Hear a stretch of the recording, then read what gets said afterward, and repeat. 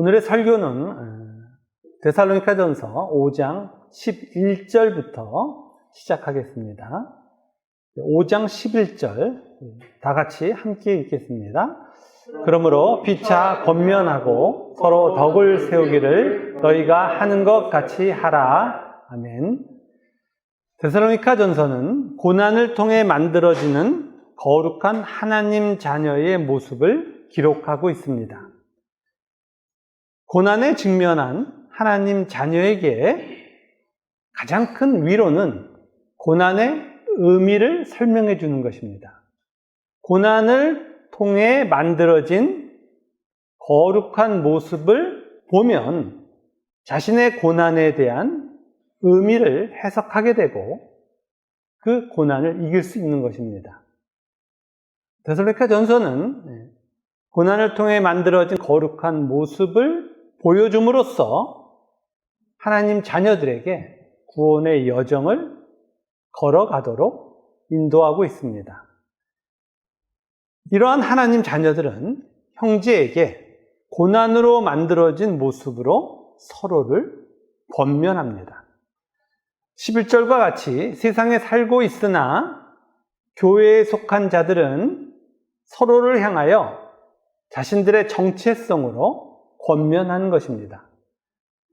교회는 하나님 나라를 향하는 것임을 교회에 속한 지체들이 서로에게 권면하면서 우리는 천국으로 가고 있는 것입니다. 타락한 인간은 보이는 세상이 전부라고 주장합니다. 성화가 진행 중인 신자들도 세상에 살고 있기에 하나님 나라를 향한 여정을 잊어버릴 수 있습니다.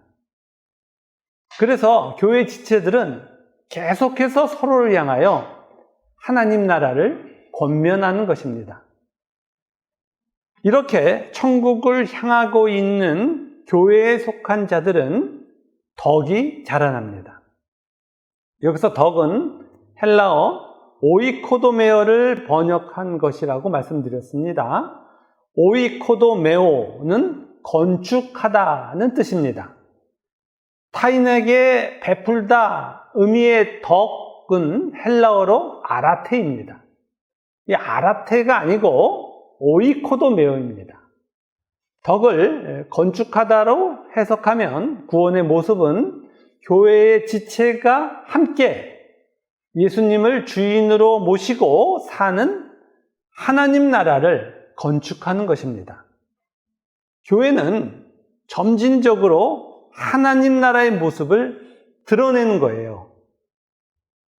그 모습이 하나님이 구원한 자들의 모습입니다. 현실의 교회에서 믿음의 장성함에 대한 오해가 있습니다. 믿음이 장성한 자는 사회와 가정의 구성원으로서의 역할을 잘 감당하고 교회에서도 헌신하는 것이라는 생각을 합니다.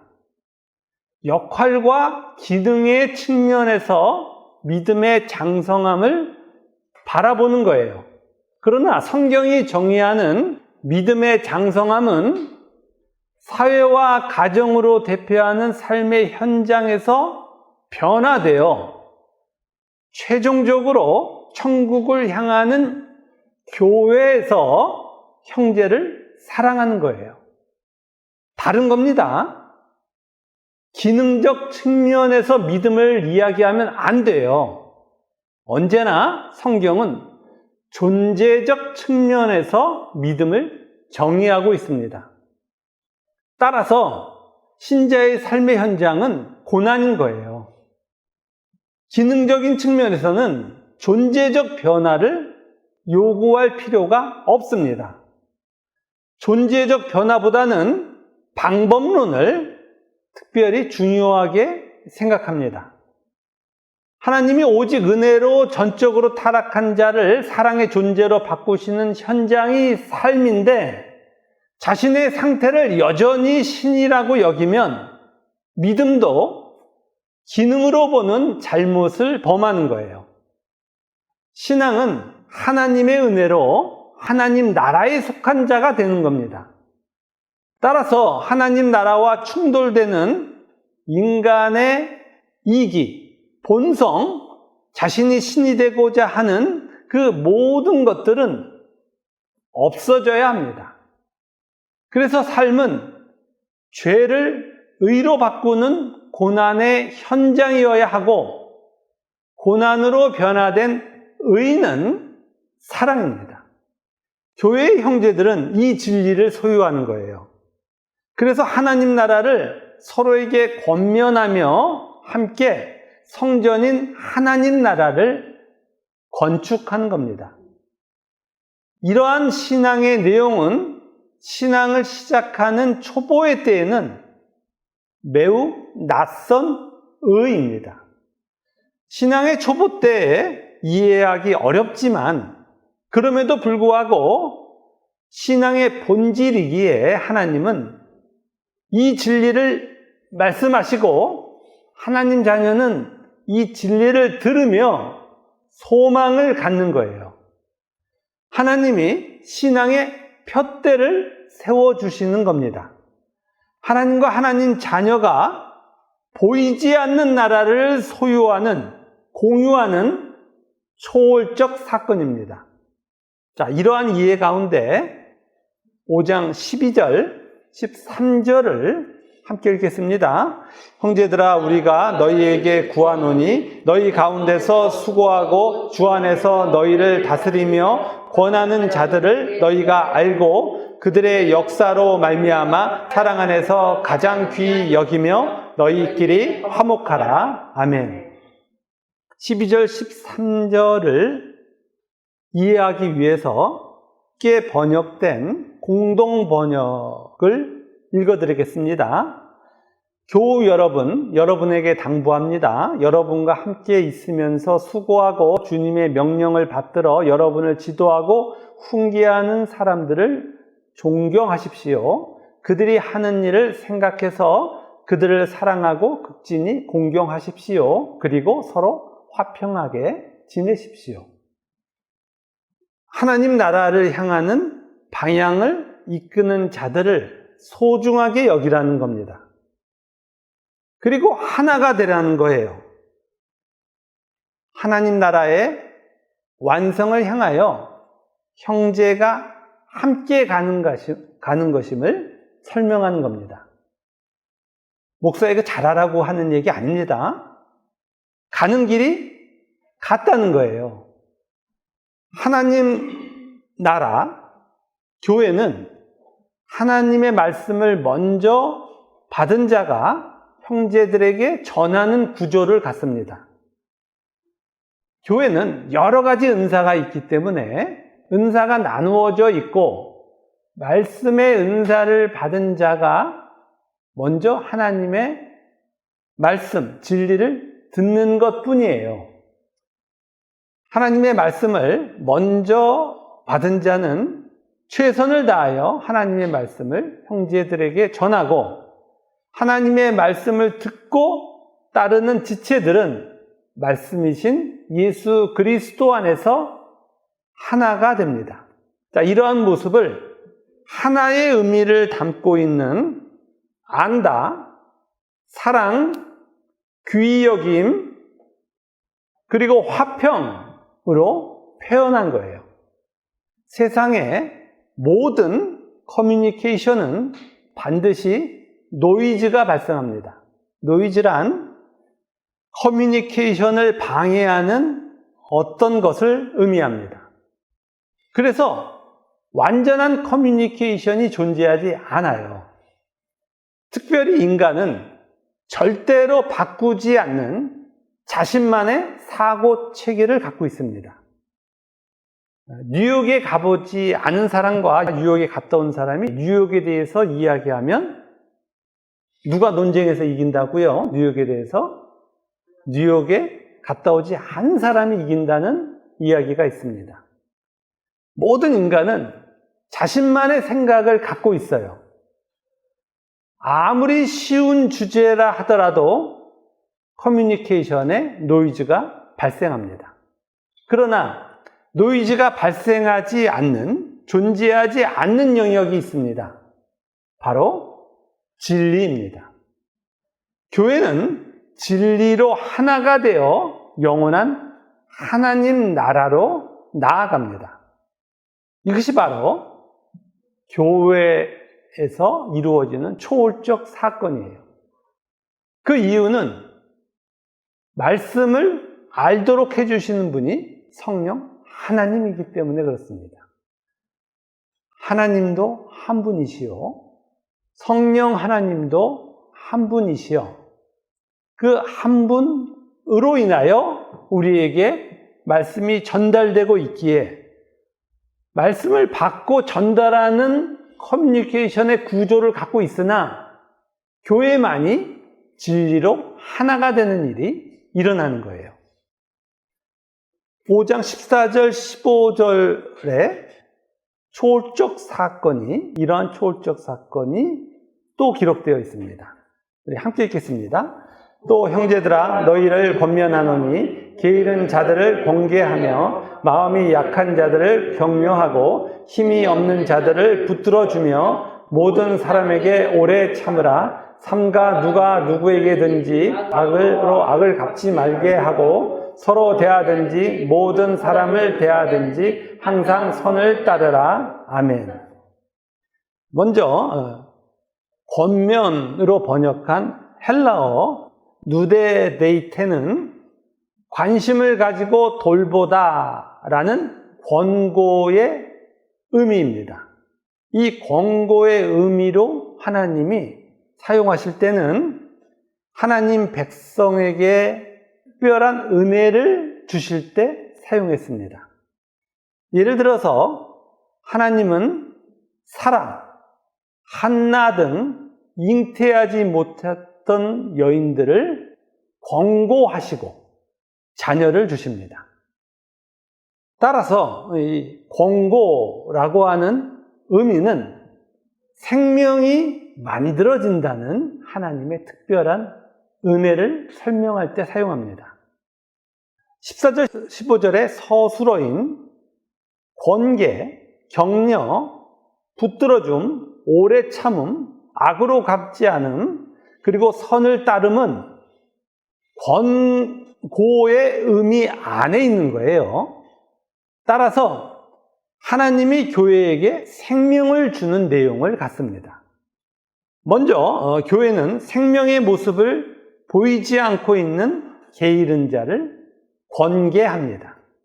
예수님이 양을 이끌고 가실 때 양이 이탈하지 않도록 하기 위해서 막대기로 양을 이탈하는 데서 막으십니다. 이 의미와 동일한 의미인 거예요. 권계는.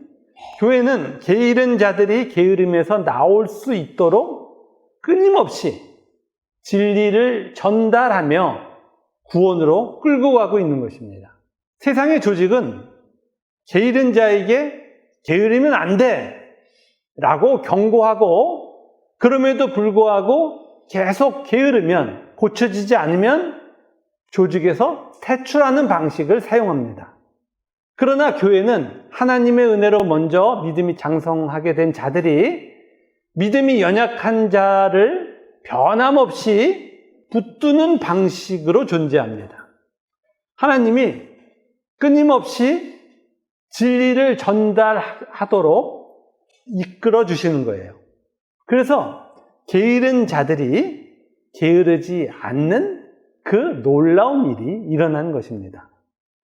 이렇게 교회에 게으른 자, 하나님의 뜻에 대하여 움직일 수 없었던 자가 이제 하나님의 뜻을 향하여 나아가게 되는 그 동력은 바로 교회가 존재적으로 하나이기 때문입니다.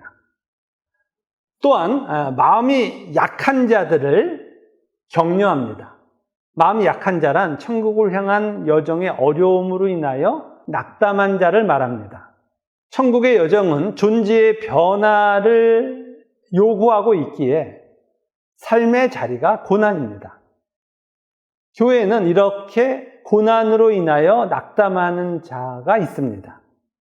교회는 이런 분들이 다시 힘을 내어 천국을 향한 여정을 갈 수 있도록 변함없이 붙잡는 일을 하는 거예요.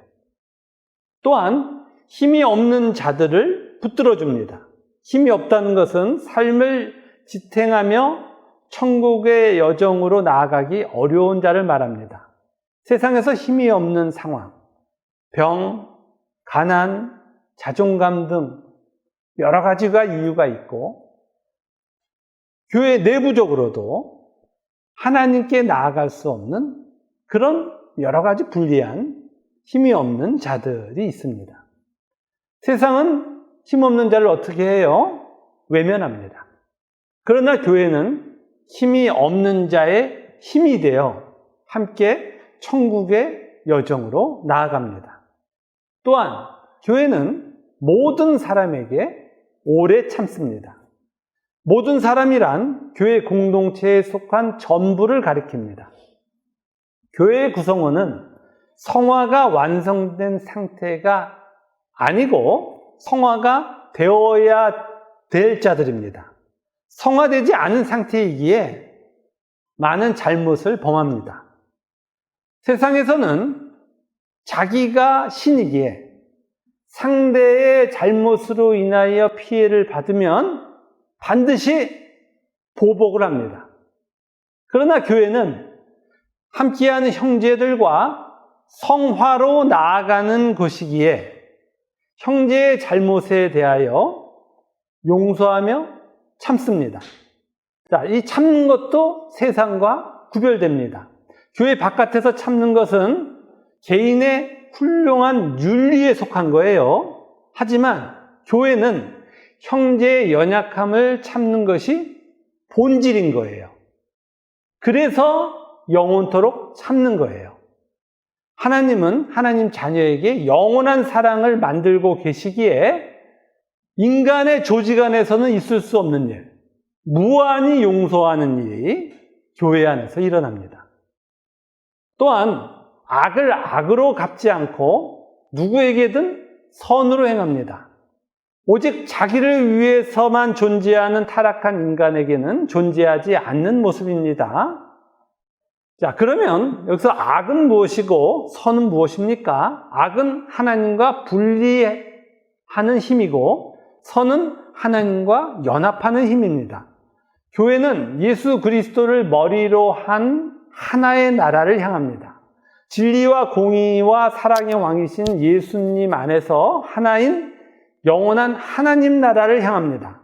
그럼에도 불구하고 우리들은 여전히 악을 소유하고 있어요. 성화가 되지 않아서 그렇죠. 그래서 교회에서 형제를 향하여 악을 행하는 일이 일어납니다. 자신의 마음에 들지 않는다고 화를 내기도 하고 여러 가지 악에 속한 행동을 합니다. 또 설교를 들으면서 자신의 생각과 다르면 교회를 불신하고 멀리합니다. 진리와 자신의 소견이 다르면 진리를 따라야 함에도 자신의 소견을 포기하지 않습니다. 우리가 지난날 했었던 그런 악한 행동 중에 하나예요.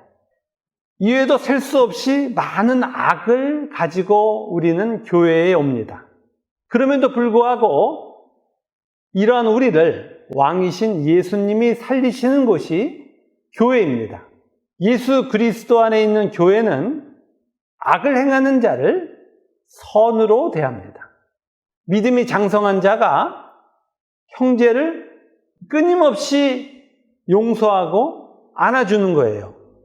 예수님이 시작하신 하나님 나라가 악한 세상의 나라를 삼키는 곳, 그것이 교회인 거예요.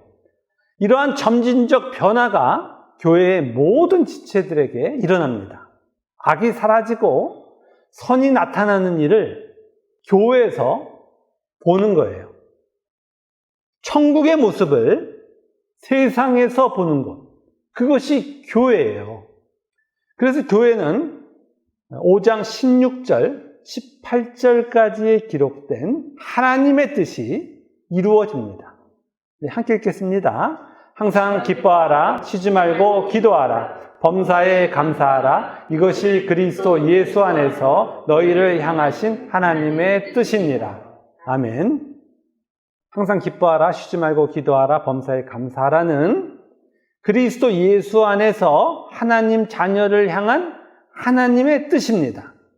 먼저 항상 기뻐하라는 하나님을 떠나 자신이 신이 되고자 하는 악이 사라지고 하나님을 사랑하고 형제를 사랑하는 선이 충만해지는 교회가 누리는 영원한 기쁨을 말합니다. 하나님을 떠나 세상에서 경험하는 기쁨은 참 기쁨이 아닙니다.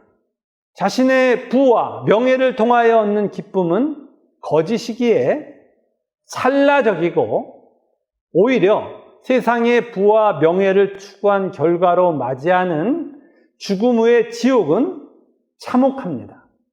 본질도 결과도 모두 세상의 기쁨은 거짓이라고 증거하고 있습니다. 그러나 예수님과 예수 그리스도 안에 있는 형제들과 하나가 된 기쁨은 참 기쁨이며 영원한 하나님 나라에서 계속됩니다. 이 기쁨을 누린 하나님 자녀는 고난을 통하여 자신에게 만들어지는 의가 고난보다 좋기에 오늘을 인내하며 성화의 길을 갑니다. 이런 예수 그리스도 안에 있는 하나님의 뜻을 윤리로 해석하는 경우가 많습니다. 그래서 힘들어 슬픔 가운데 있는 자에게 기뻐할 것을 권하는 폭력을 행합니다.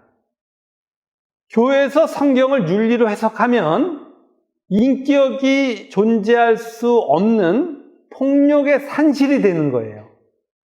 교회가 윤리를 얘기하면 그것은 폭력의 장소가 되는 거예요. 삶의 어려움이 찾아왔을 때, 그럴 때도 항상 기뻐하라는 설교를 우리는 많이 들었습니다. 힘들어서 울고 싶은데 기뻐하라는 거예요. 그러면 실제로 기쁨이 찾아온다는 거예요. 이런 설교하는 사람들은 너무나도 악한 자들입니다. 하나님을 폭력의 우두머리로 만드는 거예요. 이런 자들이 있는 곳에서는 교인들이 가슴에서는 눈물이 흐르는데 모두가 웃는 말도 안 되는 일이 일어나고 있어요. 저도 지난날 지푸라기라도 잡아야 하는 그런 상황이 있었습니다. 가슴에 슬픔을 안고 있었고 눈물이 흐르고 있었어요. 그런데 이 설교 듣고 저도 기쁜 척 한 적이 있습니다. 예수 그리스도 안에 있는 우리들에게 하나님이 항상 기뻐하라고 명하신 것은 사랑의 존재로 변하고 있는 우리에게만 영원한 기쁨이 주어진 것임을 설명하신 거예요. 하나님의 은혜로 자기 부인이 계속되고 있고 그 자리에 하나님과 형제를 사랑하는 새로운 내가 창조되고 있다는 것을 하나님이 말씀해 주신 거예요.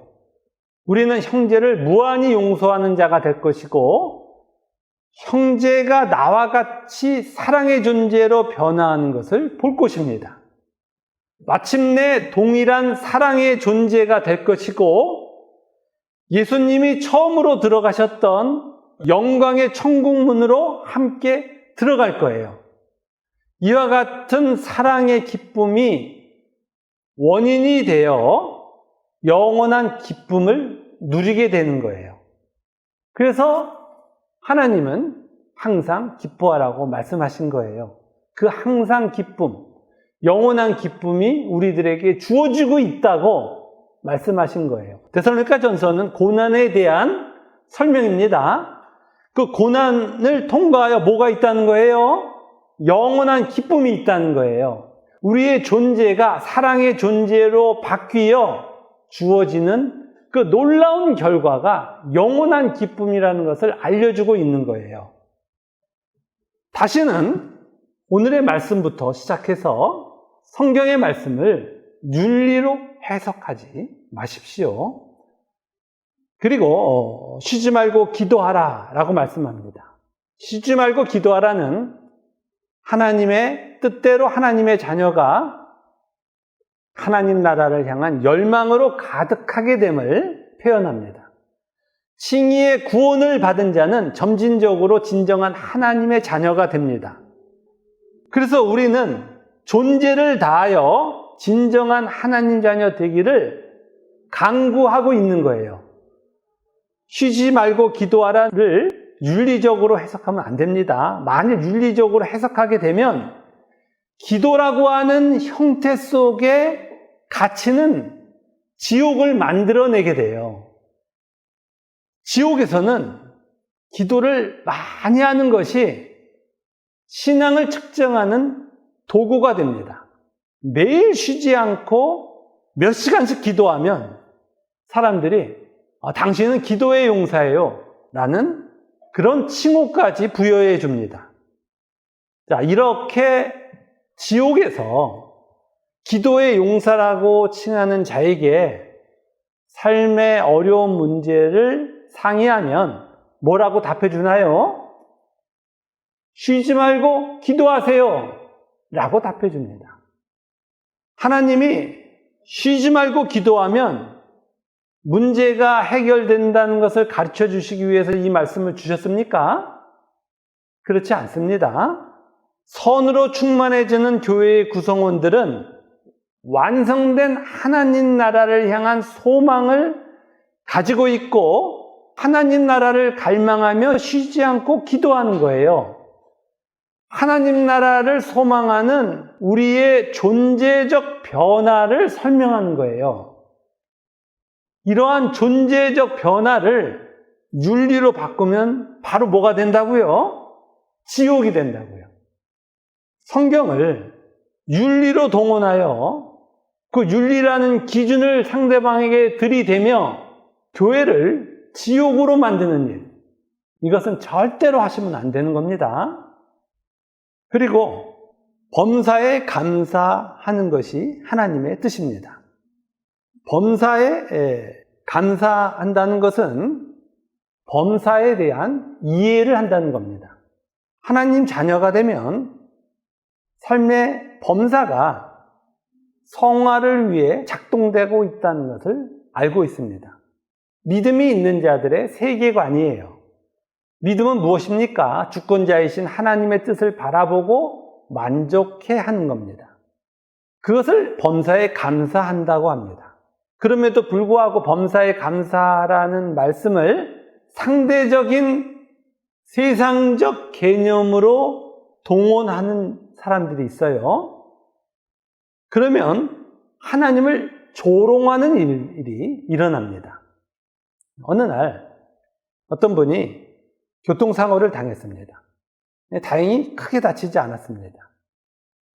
이런 상황이 되면 이분이 크게 다치지 않은 것에 대해서 감사를 합니다. 자, 이런 감사는 하나님의 자녀만 합니까? 아니면 세상 사람 모두가 합니까? 세상 사람 모두가 하는 거예요. 그런데 교회에서 이러한 감사를 범사에 감사라고 한 말씀에 적용합니다.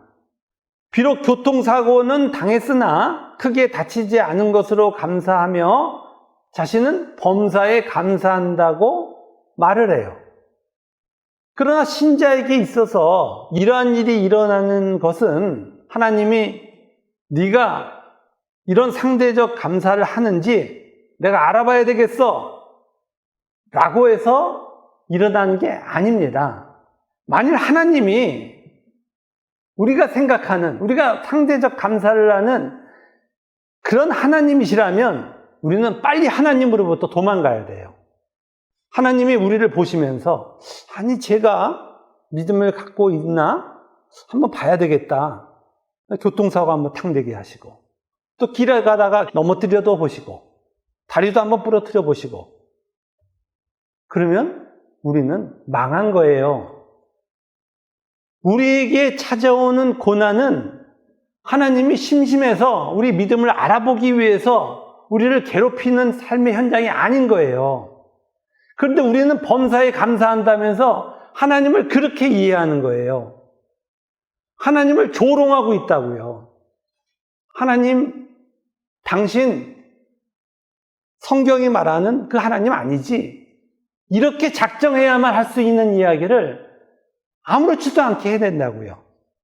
우리에게 찾아오는 고난은 우리 스스로는 어떻게도 할 수 없는 이 무한한 크기의 죄를 없애시고 의를 만드시어 영원한 기쁨과 만족을 주시기 위한 거예요. 그것이 우리의 고난의 유일한 이유예요. 자, 찰나의 힘듦으로 영원한 기쁨을 만들어 주시는 것은 너무나도 감사한 일이에요. 그래서 우리는 교통사고를 당한 상황에서도 기뻐하는 거예요. 우리를 우리보다 더 사랑하시는 하나님이 우리에게 힘듦을 허락하셨다면 틀림없이 그 과정을 통하여 우리의 죄는 상당히 많이 없어질 것이고 우리의 의 또한 만들어질 것입니다. 바울은 예수님을 만나서 세상의 모든 소유를 잃어버렸어요. 그러나 바울은 세상의 모든 것은 잃었지만 예수님을 소유하게 되었고 진리의 삶을 살게 되었습니다. 고된 삶을 살면서도 감사하는 바울의 고백을 우리 찾아갑니다. 빌립보서 3장 13절, 14절, 321페이지를 찾아갑니다. 빌립보서 3장 13절, 14절을 우리 함께 읽겠습니다. 형제들아, 나는 아직 내가 잡은 줄로 여기지 아니하고 오직 한 일, 즉 뒤에 있는 것은 잊어버리고 앞에 있는 것을 잡으려고 푯대를 향하여 그리스도 예수 안에서 하나님이 위에서 부르신 부름의 상을 위하여 달려가노라. 아멘. 바울은 참으로 고된 삶을 살았지만 자신의 과거에 있었던 일들은 잊어버리고 앞에 있는 것을 잡으려고 달려간다고 밝히고 있습니다. 바울의 앞에 있는 건 무엇입니까? 그리스도 예수 안에서 하나님이 위에서 부르신 부름의 상입니다. 우리의 하나님 자녀로서의 존재적 완성이에요.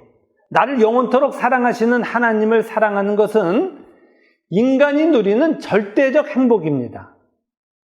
거름덩이보다 더러운 나를 사랑하시어 자신의 전부를 내어주신 하나님을 알게 되고 하나님의 은혜로 비로소 생명에 속한 것을 내 존재 안에서 발견할 때 그 생명으로 우리가 할 수 있는 전부는 하나님을 사랑하는 것이고 그 기쁨만이 절대적 기쁨인 거예요.